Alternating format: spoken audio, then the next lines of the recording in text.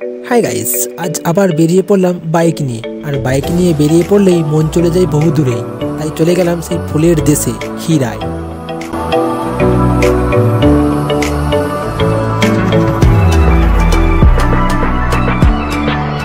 এখানে এসেই দেখলাম প্রচন্ড ফুল, একাধিক ফুল, চারিদিকটা যেন ফুলে মগ্ন হয়ে আছে। আর মানুষের কোলাহলটা হচ্ছিল দারুণ।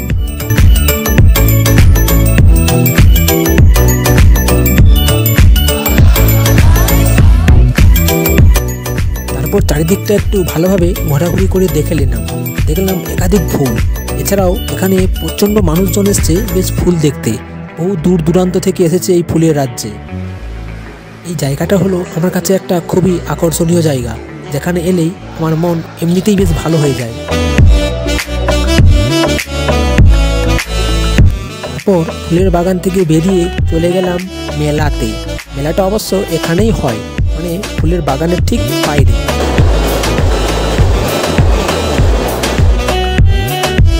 কিছু মেলার সৌন্দর্য দেখে নাও। অ্যান্ড এই ধরনের সৌন্দর্যর ইমেজ না থাকলে মেলাটা মেলা বলে মনে হয় না। ভিডিওটি ভালো লাগলে লাইক অ্যান্ড কমেন্ট করো। অ্যান্ড এই ধরনের মিনি ব্লগ দেখার জন্য চ্যানেলটিকে সাবস্ক্রাইব করে নাও। Tata, bye bye.